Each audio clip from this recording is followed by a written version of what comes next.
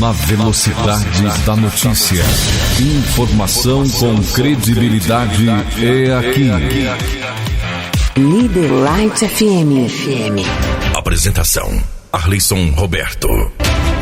Muito bom dia, hoje é terça-feira, dia 21 de fevereiro de 2023. Está entrando no ar pela sua Líder FM Light, mais uma edição do Jornal Brasil, com produção e apresentação de Arleison Roberto.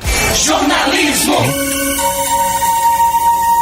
Vem comigo, a notícia não para, o Brasil e o mundo, o esporte, o que você precisa saber para começar muito bem o seu dia. Música, esporte, notícia. Oposição cobra reajuste maior do mínimo e da tabela do imposto de renda. É o destaque com Yuri Hudson. O presidente Lula anunciou na semana passada um reajuste do salário mínimo que salta de R$ 1.302 para R$ 1.320.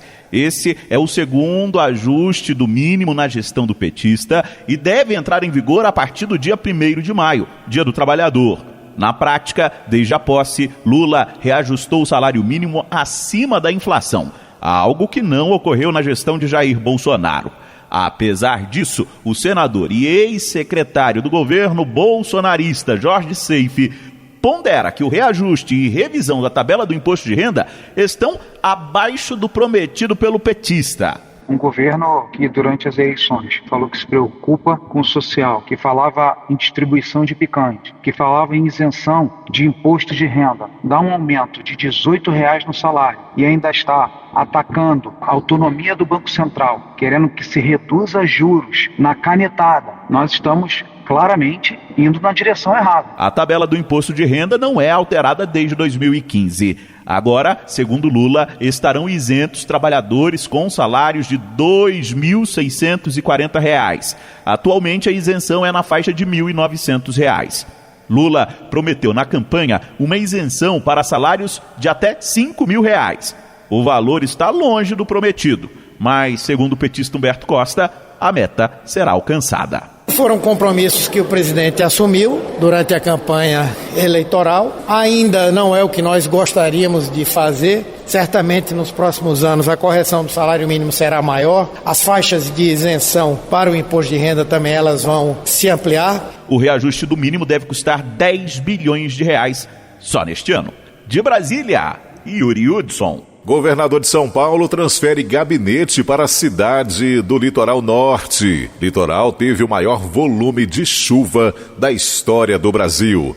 É o destaque de Larissa Diamantino. O governador Tarcísio de Freitas transferiu o gabinete para São Sebastião. A decisão foi tomada após o decreto de estado de calamidade pública. De acordo com o boletim oficial do governo estadual, este foi o maior acumulado de chuva já registrado na história de São Paulo. O governo do estado decretou situação de calamidade pública para que a gente pudesse fazer imediatamente a primeira liberação de recursos para fazer frente àquelas primeiras despesas.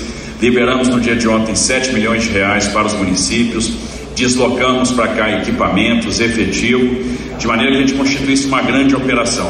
Nós temos mais de 600 pessoas envolvidas. Na tarde desta segunda-feira, o governador do estado paulista visitou os trechos da rodovia Rio Santos, que estão com pontos de interdição total e parcial. A região que vai da Barra do Saí até Boiçucanga está ilhada por conta das interdições. A situação era da Rio Santos completamente interditada, da Vila do Saí em direção ao norte, da Vila do Saí em direção ao sul. Então, absolutamente interditada, muitos pontos de bloqueio. A gente contabilizou mais de 10 pontos de bloqueio, alguns de grande extensão.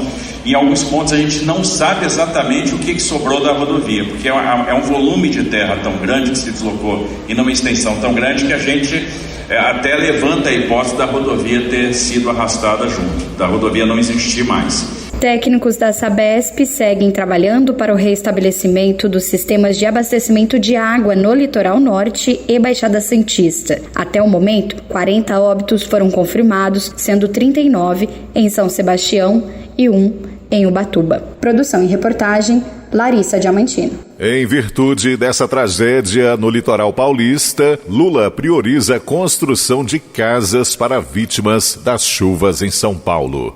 Bruno Moreira. A construção de moradias depois da destruição causada pelas tempestades que atingiram o litoral norte de São Paulo e deixaram dezenas de vítimas terá prioridade no auxílio prestado pelo governo federal após o trabalho emergencial de resgate e busca por sobreviventes. A afirmação do presidente Luiz Inácio Lula da Silva foi feita em visita a São Sebastião, que é a cidade mais atingida pela maior chuva já registrada no país em 24 horas. Lula cobrou a indicação de áreas consideradas seguras para que haja a liberação de verbas. Eu posso garantir que os meus ministros, governador, estarão dispostos a conversar para que a gente faça uma parceria para recuperar efetivamente, de verdade, o estrago que a chuva fez aqui em São Sebastião.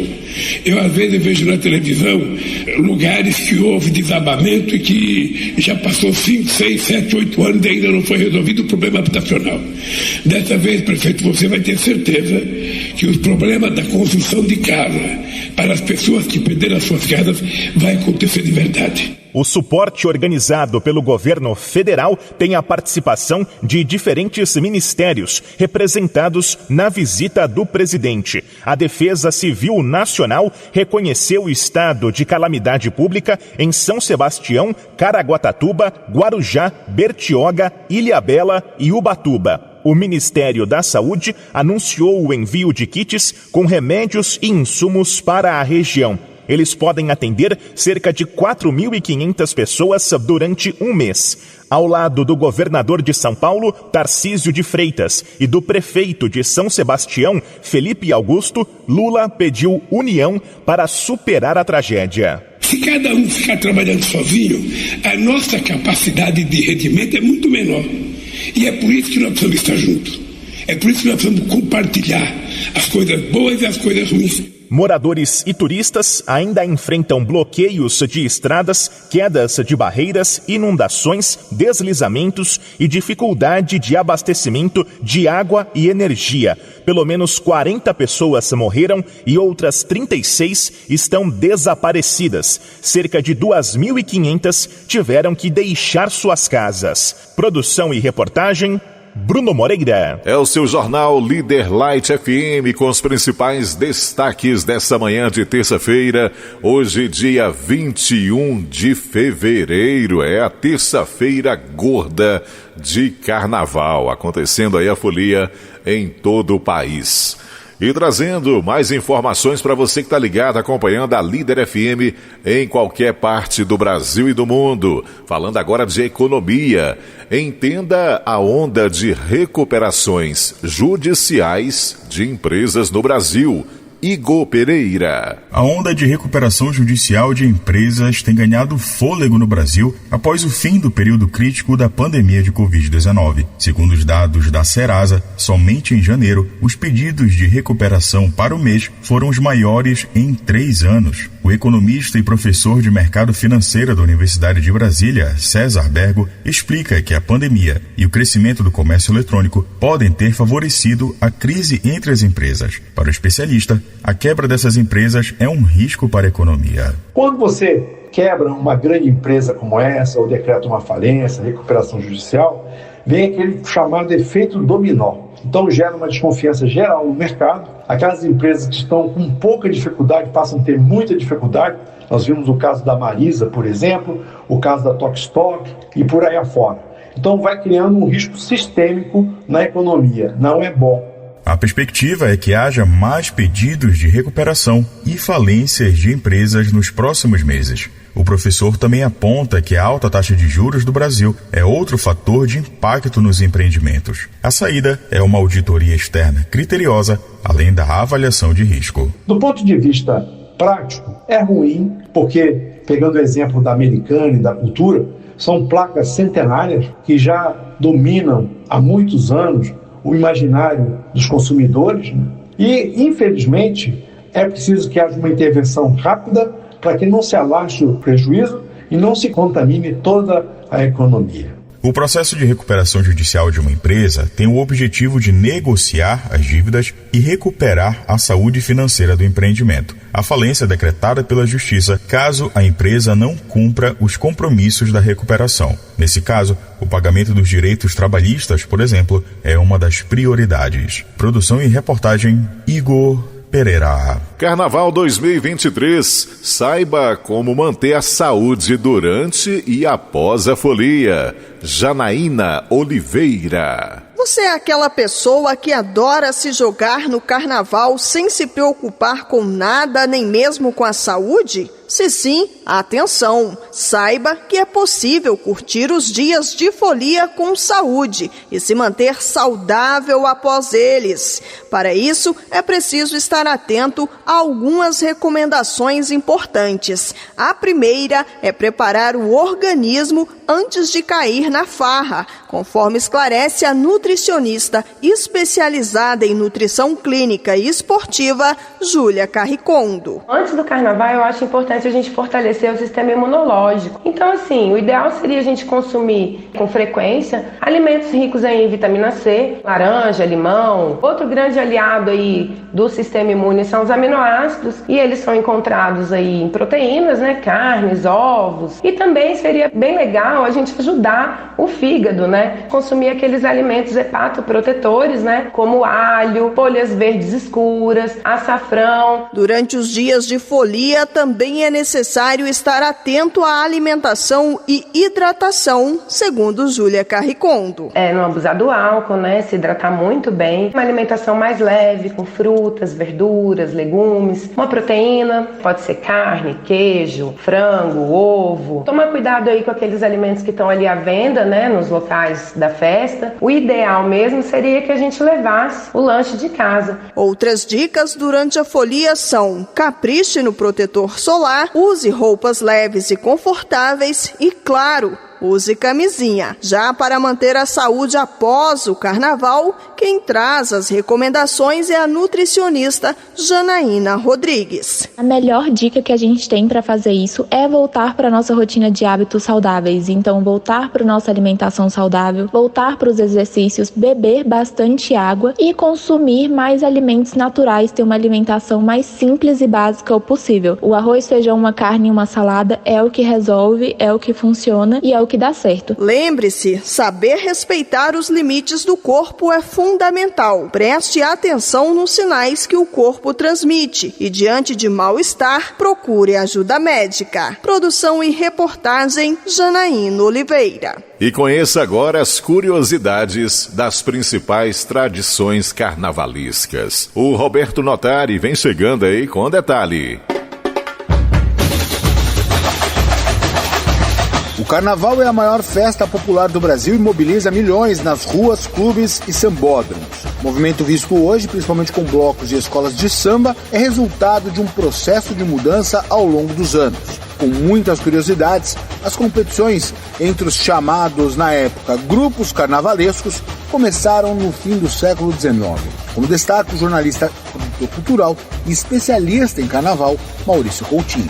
Começou aqui no Brasil, né, que quando surgiram os primeiros blocos carnavalescos lá no Rio de Janeiro, quase no final da década dos anos de 1889, por exemplo. Lá no Rio tinha alguns grupos, como era grupo carnavalesco ainda, mas era o bloquinho. São Cristóvão, Bumba Meu Boi, Estrela da Mocidade, Corações de Ouro e tal. E a popularidade começou a crescer, que eles começaram a ter classificação, torneio, né? Maurício Coutinho ressalta, contudo, que as primeiras escolas de samba surgiram oficialmente já no século XX, década de 30. Aqui em São Paulo, por exemplo, muito mais tarde, também era cordão carnavalesco. Não tinha escola de samba aí. Em 1930, no Rio de Janeiro, que surgiu a escola de samba, tinham 5. Estação Primeira de Mangueira, que até hoje é a mais antiga, né? Oswaldo Cruz, Vizinha Faladeira, Para o Ano Sai Melhor e Cada Ano Sai Melhor. E aí, em 1932, é que o desfile acaba se tornando oficial. Aí já como escola de samba. O produtor cultural Maurício Coutinho lembra que, apesar da festa ser conhecida no mundo todo como brasileira, o carnaval tem seu início na Europa. O jornalista destaca o uso de máscaras que deu start nas fantasias de hoje e cita alguns dos significados disso fora do país. As máscaras em si, né, elas vêm dos tempos de Veneza, isso na Idade Média ainda, né? Lá na Itália já tinha um registro, apesar que já tínhamos registro de festas com máscaras na Grécia e na Roma Antiga, né? As máscaras, por exemplo, na China, eram utilizadas para afugentar os maus espíritos. Na Itália, por exemplo, eram as grandes elites, a pessoa que tinha muita grana mesmo, é que se utilizava isso como um artefato de mostrar a riqueza que eles tinham, de comemorar esse período de carnaval de uma forma diferenciada, e as máscaras eram super bem trabalhadas, né? O especialista em carnaval lembra que a festa, em Portugal, está ligada diretamente ao catolicismo em seu início. De acordo com Maurício Coutinho, os registros históricos dão conta de que as comemorações aconteciam antes da Quaresma, data importante no calendário religioso. Produção e reportagem, Norberto Notari. Blocos de rua suspensos na pandemia voltam com milhões de pessoas. Você, Bruno Moreira, Carnaval 2023. O Carnaval 2023 ainda reserva muita folia para esta terça-feira, mas já dá para dizer que se trata de um ano marcante para os blocos de rua. Diversas atrações estavam suspensas desde o início da pandemia. É o caso do tradicional Galo da Madrugada, no Recife, que bateu o recorde de público em sua retomada. Foram 2,5 milhões de foliões, segundo a organização. Mais de 30 trios elétricos animaram o público na capital pernambucana durante 9 horas. A ex-BBB Juliette foi uma das artistas estreantes e dividiu o trio com Chico César e outros convidados. Caminho se conhece andando, então vez em quando é bom se perder. Perdido fica perguntando, vai só procurando e acha sem saber. Em São Paulo, mais de 500 desfiles estão programados durante todo o carnaval. E muita gente compareceu, especialmente no Bloco das Gloriosas, liderado por Glória Groove.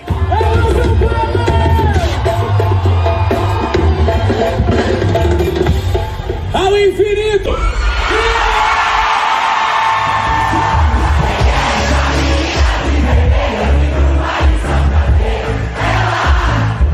Só que o volume de pessoas fez o bloco terminar 1h30 antes do previsto por questões de segurança. A prefeitura da capital paulista projetava um público de 200 mil pessoas. Segundo nota da cantora, cerca de 500 mil estavam presentes. Outro campeão de público é o Cordão da Bola Preta, no Rio de Janeiro. No retorno às ruas da capital carioca, o bloco homenageou as vítimas da Covid-19 e reuniu cerca de 1 milhão de pessoas.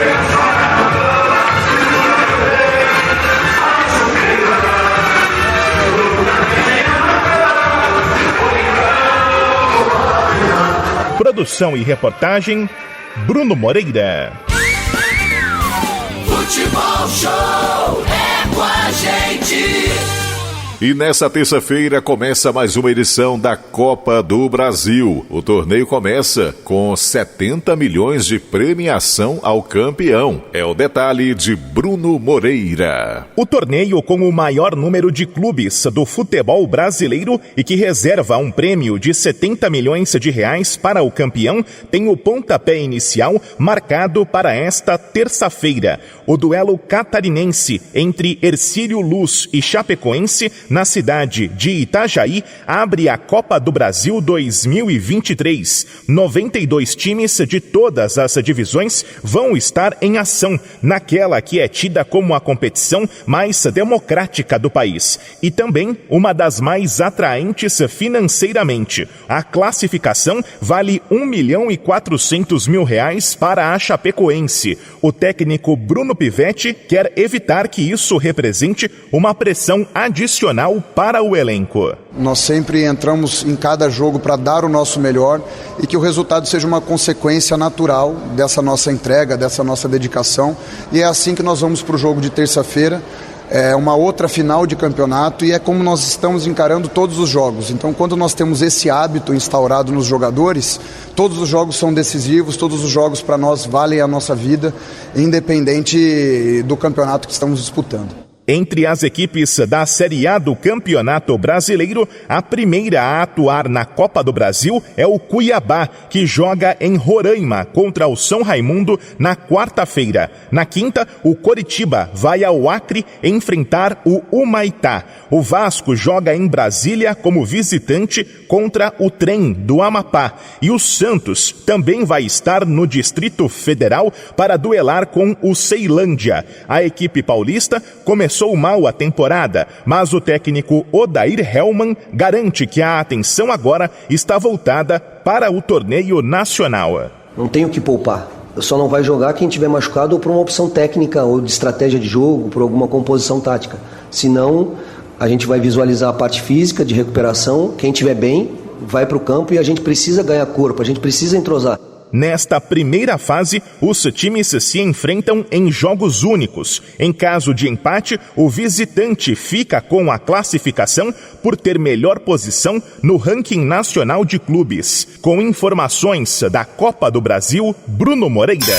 O destaque internacional para você: novo terremoto atinge fronteira entre Turquia e Síria. É o destaque de Kessi Balong. Um terremoto de magnitude 6,3 a uma profundidade de 10 quilômetros atingiu a região da fronteira da Turquia-Síria nesta segunda-feira, segundo o Centro Sismológico dos Estados Unidos. Segundo a instituição, o tremor teve seu epicentro na cidade de Uzunbag, no estado de Hatay. A rede Al Jazeera noticiou um segundo tremor de magnitude 5,8 com epicentro em Samandag. Segundo o Centro Sismológico Europeu-Mediterrâneo, outros 9 tremores de magnitude menor, entre 3 e 4, atingiram a região ao longo da tarde desta segunda-feira. 2 testemunhas relataram um forte terremoto e mais danos aos edifícios no centro de Antáquia, outra cidade do estado. O estado de Hatay foi fortemente atingido pelo terremoto do início do mês, que vitimou mais de 46 mil pessoas e deixou mais de 385 mil apartamentos inabitáveis, além de mais de 1 milhão de desabrigados. Ainda não há informações sobre mortos ou feridos no novo incidente. Produção e reportagem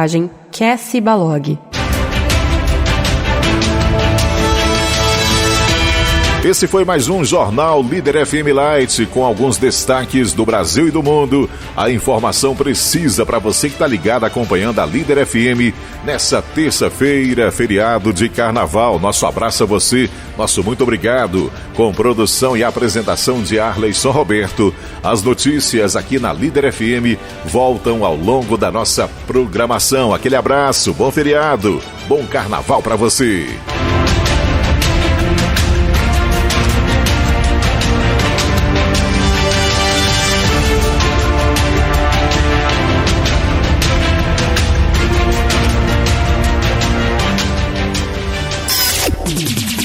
Já tem mais! Continue ligado!